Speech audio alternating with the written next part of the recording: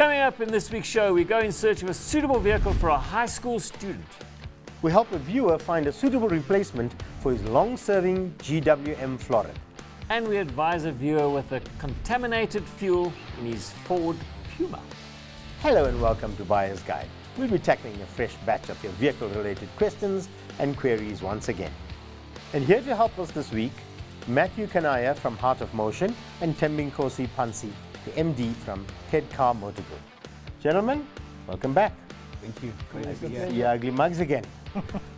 Remember, if you like the panel's advice, you can send us an email to buyersguide@ignitiontv.co.za.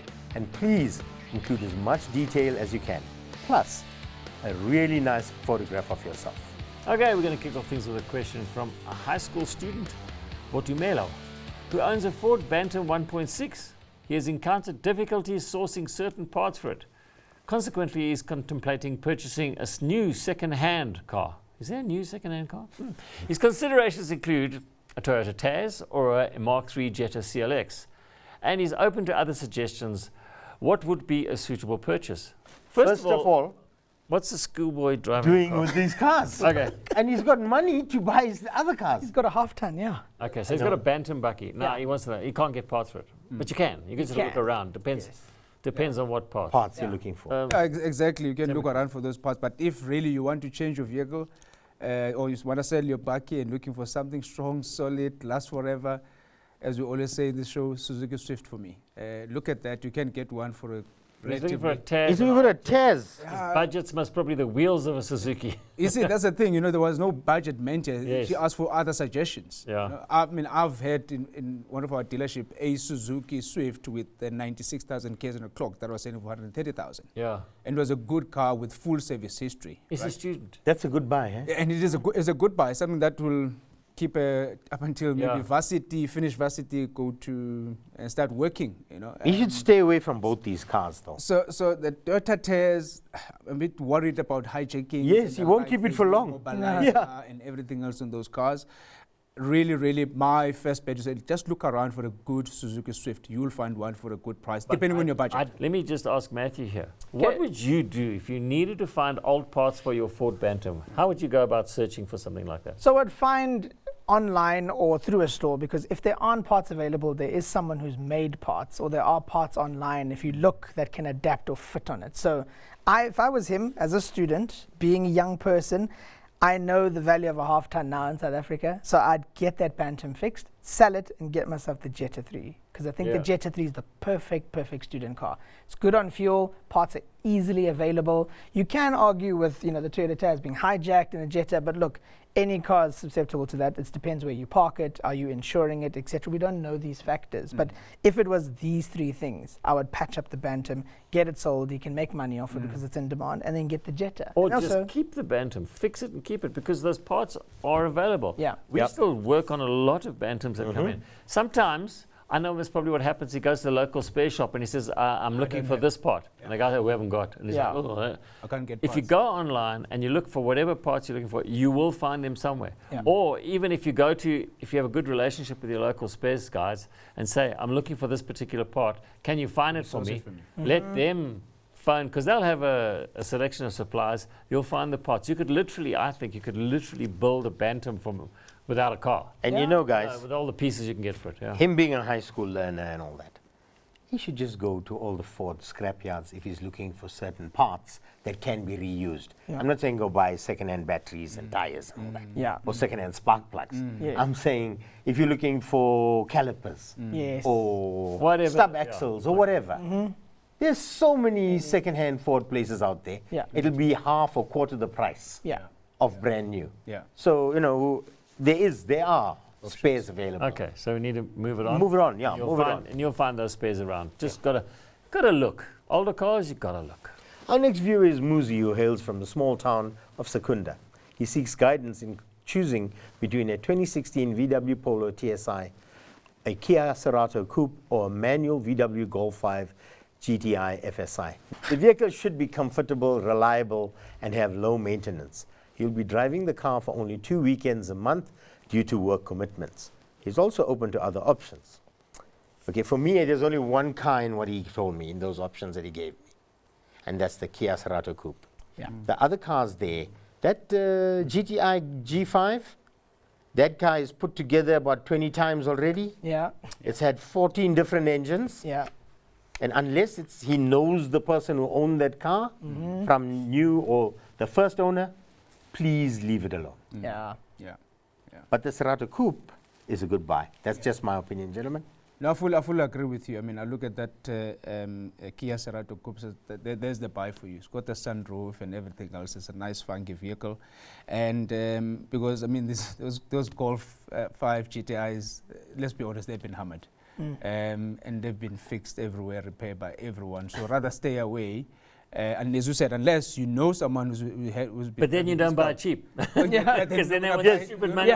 Yes. Because it hasn't been hammered, rolled and... The safest bet here is a Kia Sorento Coupe, and they are really, really good cars. And I stayed away from the VW Polo for the theft risk. Yeah. Matthew, what do you think? He gets a Polo, the badge is going to be missing. He's got to keep an eye on it from the window. Exactly. The headlights are gone. And the headlights are gone. True, exactly. And there's no Golf 5 GTI that doesn't have a AK-47 pop and bang tune, and it's got decals and energy drink stickers. So that's also a no-brainer. If you're going to look for a clean Golf 5 GTI, you're looking at like the 200,000-300,000 because they're becoming collectible now. Yeah. So Kia Sorento Coupe, 100% agree with you. Also, it's aged very well. If you see one, it doesn't look as old as it sounds. Like when you look at it, and also most Kias decked out with a lot of options, nice leather, and it's a nice, pleasant car to It's live a nice looking car. The It Coupe, is. I like the way it looks. Yeah. It's not a dated look. Yes. You know, you can look at other cars and they're dated. Yeah.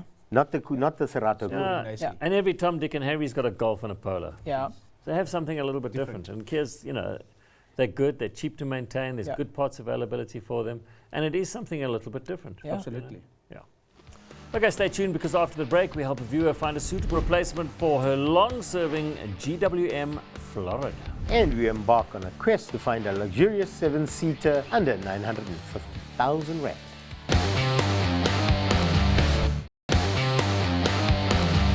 You're watching Buyer's Guide, and if you've just joined us, welcome to this week's show.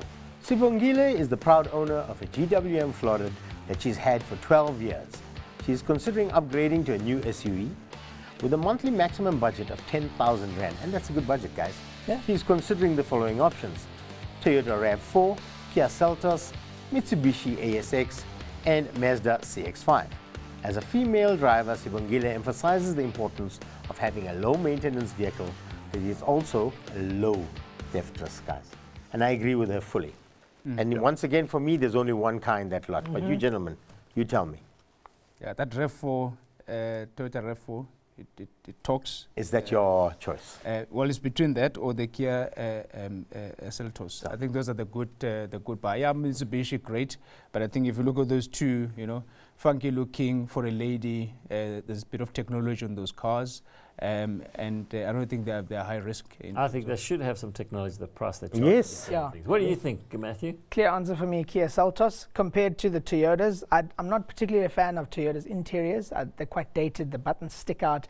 And if you're a woman driver looking for all this particular criteria, you want something that also looks pretty but is low risk. And I'm finding that Kias are in that category, and they also look well and age well. So if I was her, that would be my choice. For me, there's only one choice here. It's the Mazda CX-5. Yeah, I would go with the CX-5 as well. I'd go with the CX-5. It's not going to cost her money. It's not a high theft risk. No. Because nobody's found out as yet, thanks to Mazda's not marketing the car, that this car is up there with the best. Yeah. Reliability, It is a good looking car. maintenance, the works, and it's a good looking car. All of these cars are good in terms of a car. Correct. Reliable, parts available, Yeah. good companies, they're all very good.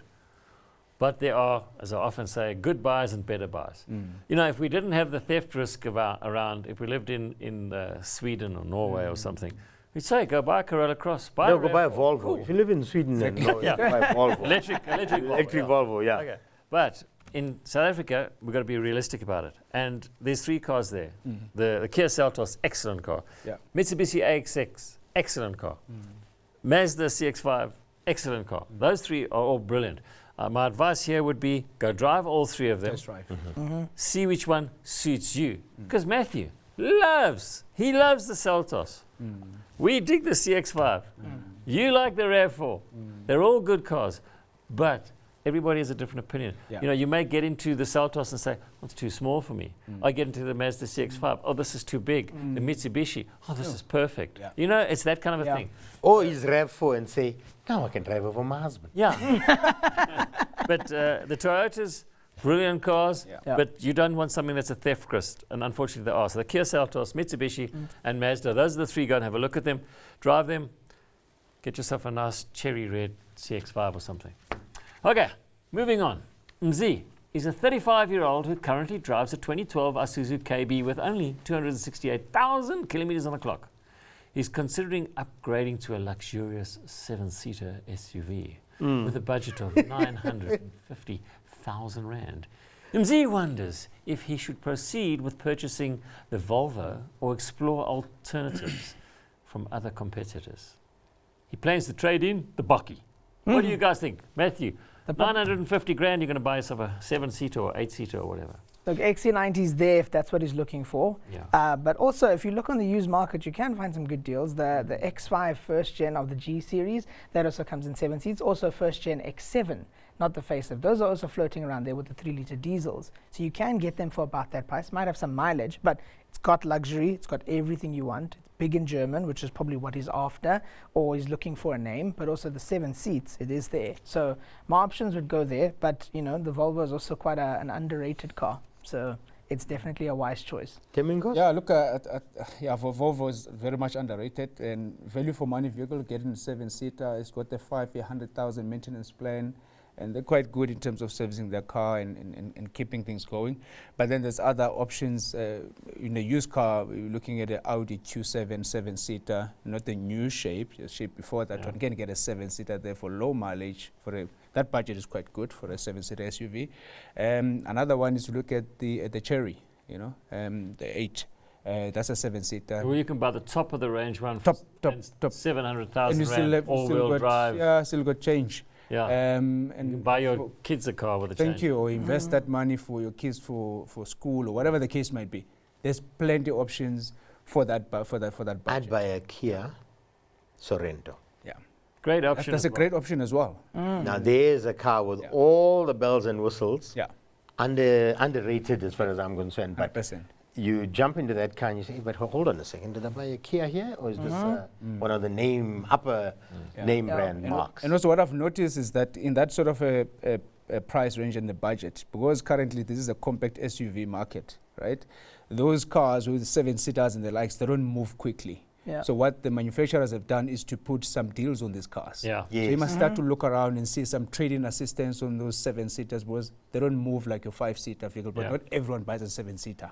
One more to throw in there, which would is when I drove, was surprised me, was a fantastic car to drive, was the Hyundai Palisade. Oh, I was yes. about to say, Oh, yes, absolutely. Car, it, not talked about enough. yeah, Yeah. no, it's just one of those cars. Absolutely. The Kia, Yeah. which is No. basically the same, I bow down to your but superior knowledge, fantastic. Mr. The Ford. Palisade, For $1 million, hey? Yeah. Yeah. well, brand new out of the box. Yeah. It's $1 million. So But you the can get a Palisade, good, you can the still get a good Palisade. I deal. guarantee if you walk in and say, dude, I've only got 950, the guy says, there's the keys, it's yours. Take it. Take it away. On the road. And there you're getting, it's 5 years, 200,000, or is it 7 years? 7 years. 7 years. 7 years. You You know, mix up if- the Kia is 5 years unlimited, and the Hyundai is. If you didn't say luxurious 7-seater, You just I'd have gone to the Staria straight away. Well, that's another option as well. It's not that it's not luxurious, but you know, it doesn't give off like a The Palisade Palisade. Yeah. or a Where the Staria is a bit quirky in its styling, the Palisade is Palisade. really nice. Yes. Go and have a look at that. Go for a drive and. Good one, tell Mr. us how Ford. much you like it. It's a good one. excellent one. Good one. At last you came to the show. We'll be taking a short break, but when we return, we advise a viewer with contaminated fuel in his Ford Puma. And we examine excessive water consumption in a BMW 3 Series. Oh no.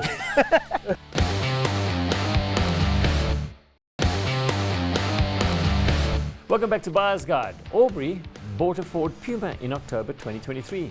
On March 8th, 2024, while driving to Polokwane, the vehicle suddenly lost power and displayed a spanner symbol on the cluster. Aubrey promptly took the car to a dealer where it was diagnosed with injector problems attributed to contaminated fuel. Aubrey questions whether they are entirely accountable for this issue, or is the sales agent responsible. So let me just say here, I don't think that you can complain about, when the vehicle was delivered with contaminated fuel. Because then it would happen It instantaneously. would have happened instantaneously. Yeah. 4 months later, can you blame any manufacturer for the petrol station down the road that has contaminated fuel? I mean, No. doesn't matter if you bought yourself a Rolls Royce and you had the same problem. Yeah. It's not the fault of the car. But then I go to the age-old question and say, well, how do they know the fuel is contaminated? Or is it garbage story they're giving you because it's common knowledge that those injectors on those cars give problems? So my argument here would be to say, well, show me the test report from that bad fuel. the bad you had fuel, it. yes. Yeah. You say it's bad fuel. You charge me a fortune to fix it. How do you know it's bad fuel? Did you go like, ooh, that stinks. It's bad fuel. No. And I've been Sure in you are. And you're fixing quite right. cars now for 40 years. I have never, ever had a car that's come into my workshop because the fuel was bad. The only time that's happened is when somebody put diesel in a petrol or Or petrol. petrol in a diesel, correct. Actual bad fuel, Correct. unless a car's been, this car's been parked in my house for 10 years. The fuel's gone stale, Sure. understandable. But on a car like this with modern days, And I doubt- bad fuel or contaminated fuel does not damage injectors. It may give you a misfire, your car may lose power and things like that, but it won't damage your injectors. so why would you have to change the injectors if it's bad fuel? Surely you would just drain the fuel Or you'll take the filter fresh off, fuel. fresh fuel, and that's fixed. bada bing, bada boom, it'll be So right. it sounds to me like you're getting a bit of nonsense. But in That's saying painful, that, Adam. I may be wrong because I'm not there checking your car. But I would certainly go back and say, if you diagnose it with bad fuel, how? Where's the report? If they come up with, sir, here is the report from XYZ, contaminated fuel, blah, blah, blah, fair enough. But Also, I can we actually get, think it was a faulty injector. Can we get a report on the injectors to Yeah. say that the bad fuel caused them to fail? Yeah. And there are a lot of very, very, very good people out there Yeah. can test your injectors and your pump. Absolutely. And now, bad fuel, if they claim it only damaged the injectors, I want to know what happened to the high pressure pump or the pump in the tank. Yeah. That's where it first. And the why bad didn't the first fuel started Started there. there. It Why started didn't the there. fuel filter Yeah. stop all the contaminants? So this is why we're saying something's fishy. If it And looks like something- a fish and it smells like a fish, Eat our fish. It's a fish. it's a lie.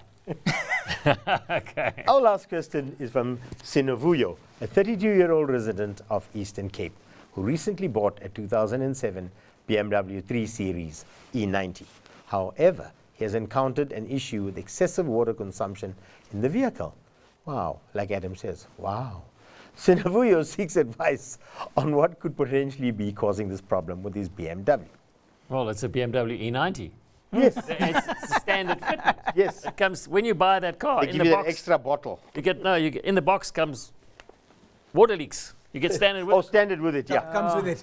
Yeah, guys. I mean, I don't know. No, It's a no. I mean, technical I think question. that's a technical question. That is for you, unless Matthew wants to take it. But Well, yeah. we can just What tell you've you that- seen on those BMs, Matthew? Yeah, look, I mean, it's there. It is a BM. It comes with its reputation. But if it's excessively leaking, where did you buy it from? Who did you get it from? Who worked on your car last? And also preventative measures. If it's of that age, at a certain kilometer mileage, there's things you got to look at. Are you looking at your water pump? Well, at the same time, leaking water, you could even argue as, are people putting water or they're putting coolant? These are the things I must Well, that think stuff about. still leaks out. It's Exactly. that age-old question, what leaks more, a BMW E90 or a kitchen sieve? And it ain't the kitchen sieve.